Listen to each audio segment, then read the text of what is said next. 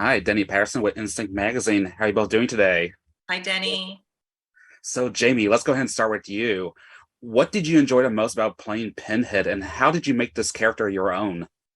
I mean, I think that definitely the thing that I enjoyed the most was the challenge of it. I mean, as an actor, it's something like this comes along. I mean, so rarely. I Mm, never thought that I would even book it, and then when I did, luckily, I mean, I was terrified of the process and the whole thing. But I have an amazing group of friends, and my manager, were reminding me this is what you've always said you wanted, like a mhm. challenge to do something like this.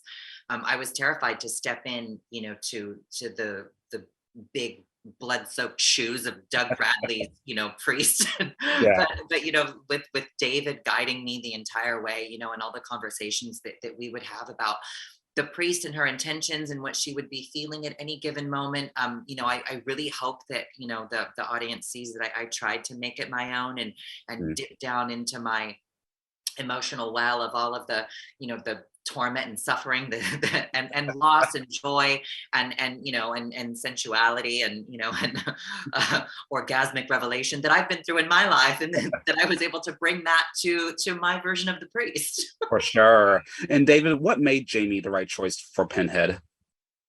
Well, first and foremost, she scared the hell out of me. The original read, it was this awesome balance of I'm terrified and I cannot take my eyes off of her, but it was also, we knew that you couldn't imitate, or try to mimic Doug's performance, Mm, and as Jamie's saying, it's like we had to kind of run and do our own thing, and I think I didn't know what that was. I didn't know how to do it necessarily, and when I saw what Jamie was doing and how she was finding different avenues in the character and able to lose herself in a way that was transfixing and interesting and captured the beauty and the sensuality of the character and also the terror. I just thought, this has to be it. And mm, so a lot of it from there was, my job was easy. I just had to make sure that, be her eyes and ears, because it's so challenging to perform, through this prosthetic barrier. And you just, mm. it's a huge leap of faith on her part. And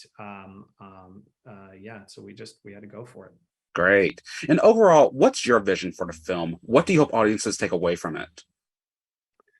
Well, I first of all, I hope this is a great gateway drug to the entire Hellraiser world and Mm, universe, for those that aren't familiar with the movies and the stories. I think, but for us, I think it's a conversation. This movie about pleasure and addiction, and what draws us there, and what the consequences can be of going too far, in the realms of human experience. And the Cenobites are there to challenge us and push us and encourage us to take that leap. And whether or not we ought to is kind of up to you as a viewer.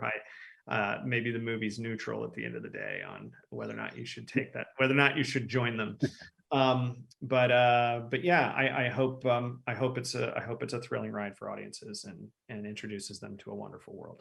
for sure. And Jamie, same question for you. What do you hope audiences take away from it, especially LGBTQ viewers?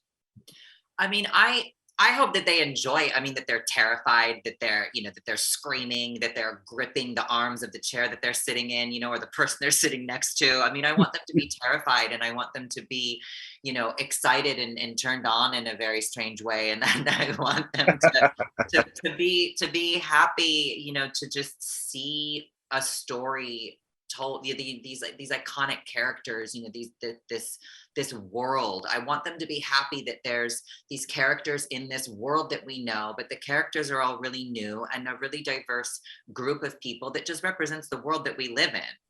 It's the film isn't, like, it's not about anything, gay or queer. I mean, it is all of those things, but it's not.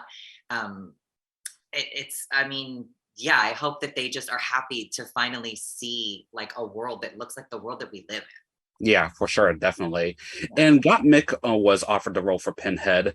Do you think that would have made the film a little bit different? There would have been like a different energy to it? Sorry, Is that what? for me? Gottmik, RuPaul's Drag Race Gottmik. I heard that Pinhead, the role of Pinhead was offered to her.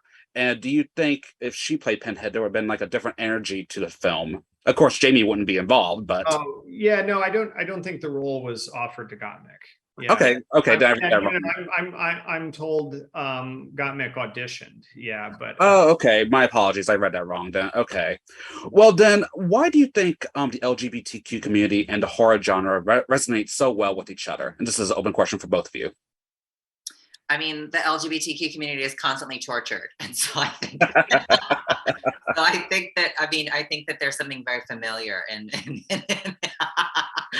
the torture for Mhm. us.